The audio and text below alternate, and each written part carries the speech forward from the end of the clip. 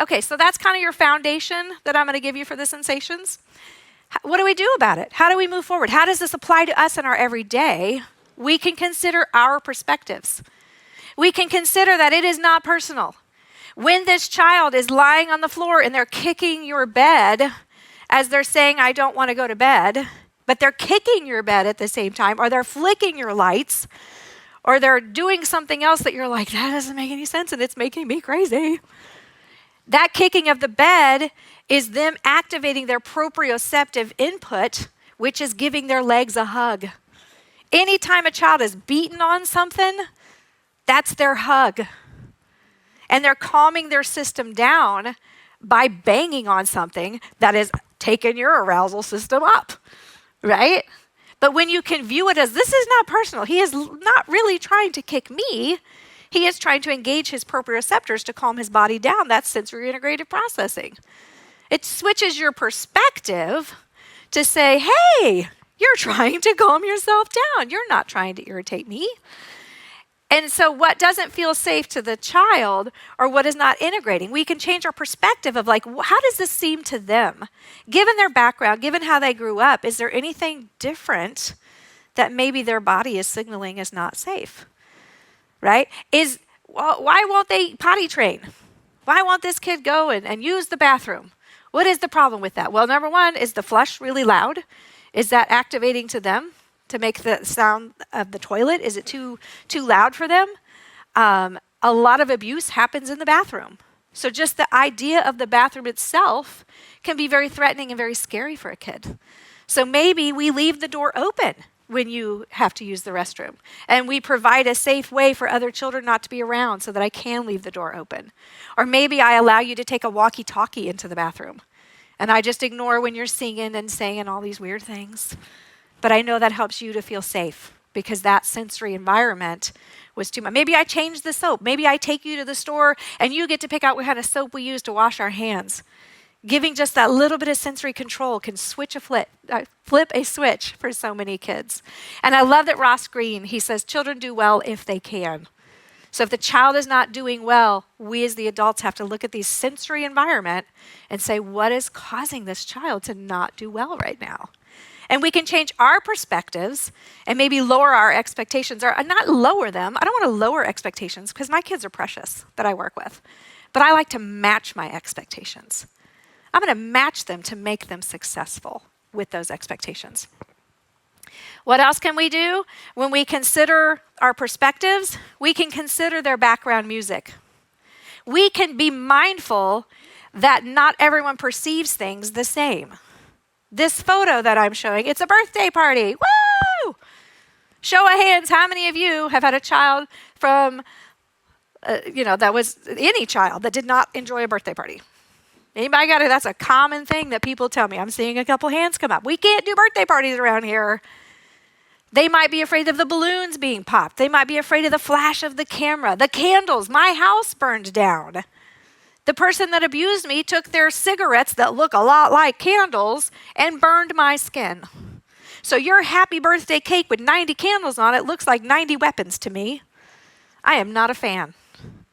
These kids running around, when kids ran around, that meant mom was passed out. That meant I was in control. I got to become very controlling right now because there's chaos going on around me, so I got to be the boss because I grew up in a place where I had to do that. Or we didn't eat, we didn't survive, we were hurt. So this sensory environment for a child who has a different background is going to look very different than the child who associates this with those happinesses. So maybe we do a smaller party. Maybe we have like candles that are electric for this child. Can we change the sensory experience? Have less people.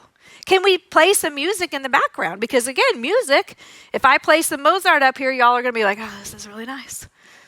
I play some Lady Gaga or something really upbeat, you're going to be like, whoa, and you'll start to upregulate yourself as well. So use that music, use the lighting, and try and help the mood for these things that we're doing.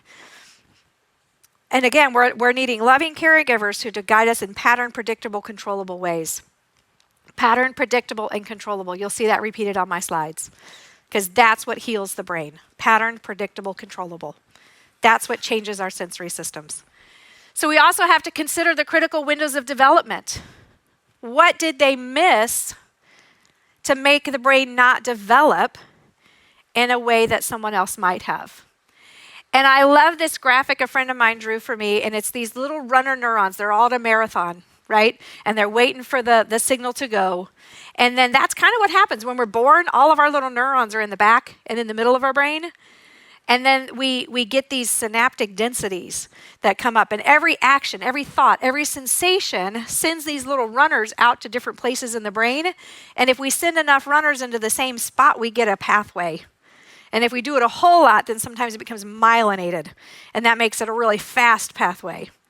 So when we think about these pathways that are being developed, these neurons, 86 billion of these neurons in our bodies, of the trillions of neurons in our body, the majority of them are up in our brain. And of the ones in our brain, 75% are in the cortex. 75% of 86 billion neurons are in the top parts of our brain that make those connections, that connect things together and give us ways to think about it and ways to integrate these sensations. So all these little runner neurons are just waiting for their signal that says, hey, runner neuron, today we're going to eat a bamboozled bean that tastes like buttered popcorn. And we're going to eat that. And all these little neurons are like, that's a cool sensation. Join me. And they join hands. And they all go over there. So we eat a couple buttered popcorns, beans, and we're like, this is really fun. This is really fun. And we get a good myelin sheath on that experience. And then we get one that tastes like boogers but looks the exact same. So all these little runner neurons are sitting there and we get a different sensation. And they're like, whoa, peace out. Break the chain. What just happened to me? Right? But then we do some more and we connect them again. And that's kind of how these neurons, they make these webs in our brain in different ways. And it's these experiences. And so when I'm 5 years old, the neurons that are supposed to help me write and eye-hand coordination, all of those little neurons are lacing up their tennis shoes. So during that time, it's really easy for me to teach you to write your name. It's really easy to teach you to do these little fine motor skills. But if I take a 2-year-old, those little neurons, their sneakers are still at the store. They haven't even brought them home yet. A 2-year-old can't write their name unless we do it thousands and thousands and thousands and thousands of times. Because in that moment of 5 to 6 is when those little runner neurons are ready to go. So then what happens when we get a kid late in our home that didn't get their runner neurons activated because of neglect or abuse or something like that? We can't just do 2 or 3 experiences because those neurons are not ready anymore. They've retired. They put their shoes up. But with enough practice, with enough repetition, then they'll get those shoes back out. But that's why it's harder to teach some things later in life, because our neurons literally are cued to be responsive to sensations, sensory-integrative processing, at certain times in our life. And that's why child development is really good, to open up one of those books and figure out what are we supposed to be working on right now. And that basically is telling us what neurons are being activated during these times. And then look at your child and be like, wow, these neurons should have been activated at this time and they were not. So I can't expect them to have that skill. And I also have to recognize it's going to take me way more work to get that skill met. Doesn't mean I can't. It just means I need to have more patience. And I maybe need to add some proprioception, because proprioception is like giving these neurons an energy pill. It helps them remember a little bit more. It's just how the brain engages. When we engage that proprioceptive sense, we remember things better. And it just kind of brings everything together, helps with that integration, right? That's why runners, you'll see them jumping before we, moving. I'm excited, things that we really want to remember, we clap, we do proprioceptive input, and that activates things a little bit more. So what else can we consider? We can consider the window of tolerance of this child, this individual. When we're new at something, my little skier over here, he's brand new to the slopes. He's never been on the ski slope before. If I put a kid on a ski slope that's never skied and I'm like, let's start doing over the river and through the woods, and I'm singing and I'm having a great time, they're like, I can't sing with you right now. My window of tolerance is very, very small. When that child falls, It's a big deal. Their window of tolerance is small, right? But as they ski, as they go in community and relationship with me, and I teach them to ski, I could even push a kid over at that point. And they would laugh and get back up, and we've got that relationship because their window of tolerance is opened. But guess what's going to affect that window of tolerance? A snowstorm coming through, going to lower that window a little bit. And those are your kids. Ask yourself, what's his window of tolerance, and what things are coming in that are going to open and close his window? What's happening in his sensory environment right now that I can be mindful of? How much practice does he have with this? How comfortable is he with this?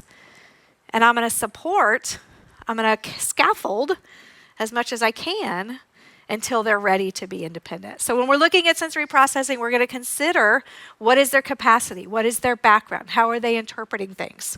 We're going to look at perspectives for the child. The other thing we're going to consider is the environment. We're going to actually look at their sensory environment. What is the child feeling in the environment in this moment? In this moment, what is the child feeling? And it could be totally different. How many of you right now, wherever you are feeling a little cold? I'm freezing.